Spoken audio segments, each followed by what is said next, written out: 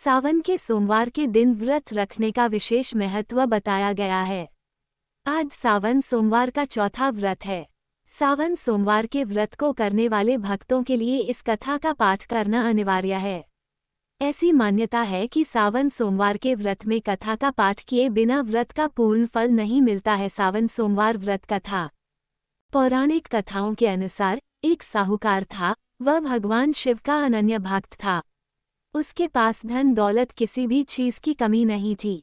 तब भी वह उदास रहा करता था, क्योंकि उसकी कोई संतान नहीं थी और संतान प्राप्ति की कामना के लिए वह रोज भगवान शिव के मंदिर में जाकर दीपक जलाता था।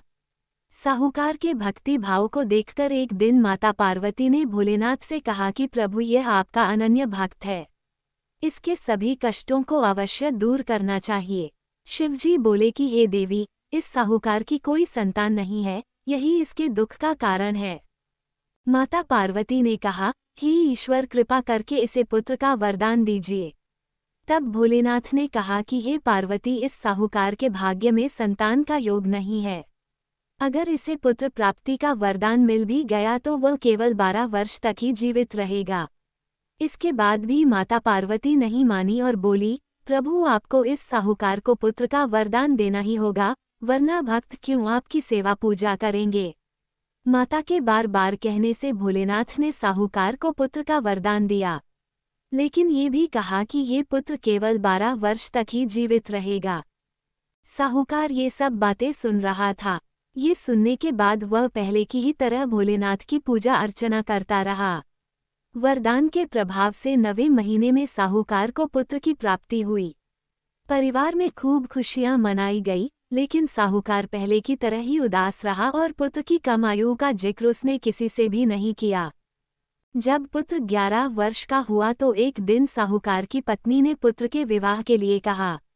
तब साहूकार ने कहा कि पुत्र अभी पढ़ने के लिए काशी जी जाएगा।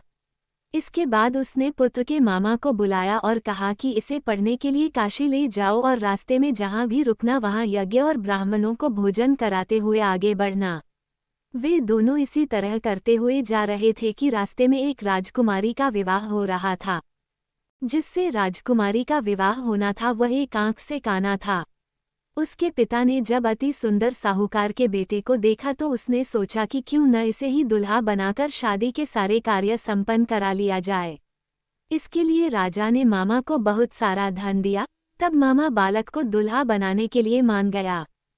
इसके बाद साहूकार का बेटा दुल्हा बना और जब विवाह संपन्न हो गया तब जाने से पहले बालक ने राजकुमारी की चुनरी पर लिखा कि तेरा विवाह मेरे साथ हुआ, लेकिन जिस राजकुमार के साथ तुम्हें भेजेंगे वह एक आंख से काना है।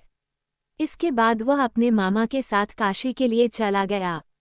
जब राजकुमारी ने अपनी चुनरी पर लिखा हुआ पढ़ा तो उसने राजकुमार के साथ जाने से मना कर दिया। तब बारात वापस लौट गई। उधर मामा और भांजे काशी जी पहुंच गए थे।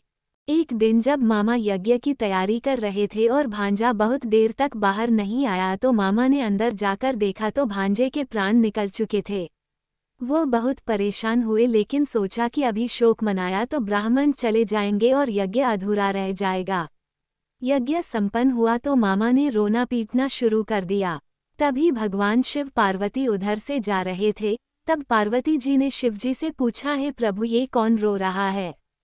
तब उन्हें पता चला कि ये तो वही साहूकार का पुत्र है। तब पार्वती जी ने कहा, हे प्रभु, इसे जीवित कर दें, नहीं तो रोते रोते इसके माता पिता के प्राण निकल जाएंगे। तब भोलेनाथ ने माता पार्वती से कहा कि इसकी आयु इतनी ही थी, लेकिन माँ के बार बार आग्रह करने पर भोलेनाथ ने उसे जीवित कर दिया। तब लड़का ओम नमः शिवाय का जाप करते हुए जी उठा। मामा भांजे दोनों ने ईश्वर को धन्यवाद दिया और अपने नगर को लौटे। रास्ते में वही नगर पड़ा, वहां राजकुमारी ने उन्हें पहचान लिया। तब राजा ने राजकुमारी को साहूकार के बेटे के साथ बहुत सारा धन देकर विदा किया। उधर साहूकार और उसकी पत्नी छत पर यह प्रण लेकर बैठे थे कि यदि उनका पुत्र सकुशल न लौटा तो वह छत से कूदकर अपने प्राण त्याग देंगे। तभी लड़के के मामा ने आकर साहूकार के बेटे और बहू के आने का समाचार सुनाया, लेकिन वे नहीं माने। तब मामा ने शपथ पूर्वक कहा। तब दोनों को यकीन हो गया और दोनों ने अपने बेटे बहू का स्वागत किया। उसी रात साहूकार को स्वप्न में शिवजी ने दर्शन देकर कहा कि तुम्हारे पूजन से मैं प्रसन्न हुआ, इसलिए तुम्हारे पुत्र को जीवन दान दिया। मान्यता है कि जो भी इस कथा को पढ़ेगा या सुनेगा उसके समस्त दुख दूर हो जाएंगे और उनकी सभी मनोकामनाएं पूरी होंगी।